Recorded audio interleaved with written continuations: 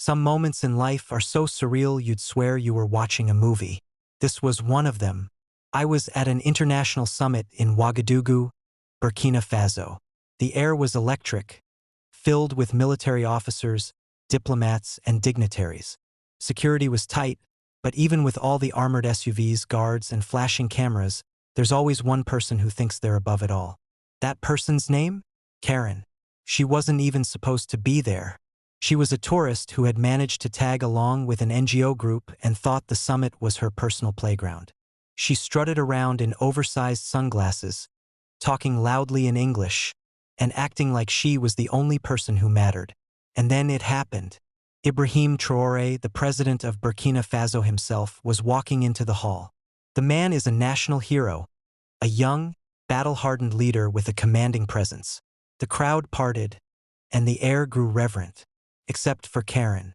She shoved past two guards, nearly spilling her iced coffee, and pointed a finger at him.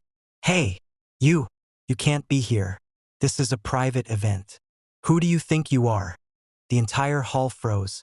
You could hear the sound of every soldier's rifle shift in unison. Cameras swiveled. Journalists gasped. Karen, oblivious, kept going. "You people are always sneaking into places you don't belong. I'm calling security," one of the aides whispered urgently. "That's the president." But Karen waved him off. "Don't lie to me. I know authority when I see it, and he's not it." That's when Ibrahim Traore stopped, slowly turned, and locked eyes with her. The room held its breath.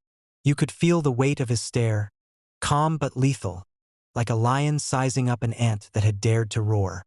With measured steps, he walked toward Karen until he stood just a foot away. The guards were ready to intervene, but he raised his hand, signaling them to stand down. In a voice that carried across the hall, deep and steady, he said, "Madam, I am Ibrahim Traore, president of Burkina Faso.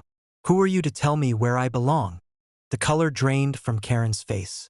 She stuttered, opened her mouth, then closed it. Her bravado melted into sheer panic. And then came the eruption. Reporters shouted questions, cameras flashed like lightning, and every official in the hall looked at her with disgust. Within seconds, security swept in, not to protect her, but to remove her. As they escorted her out, she screamed, "This is discrimination. I'm an American. I'll sue you all." The president didn't flinch.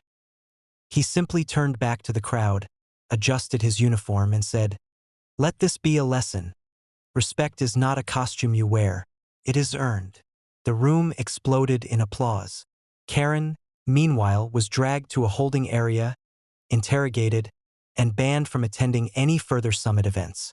Her name hit the local press the next morning. Entitled Foreigner Confronts President. Humiliated on global stage. Back at the hotel, she became a pariah. Delegates whispered, staff rolled their eyes, and her tour group quietly distanced themselves.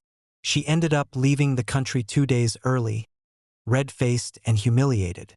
As for Ibrahim Traore, his popularity soared even higher.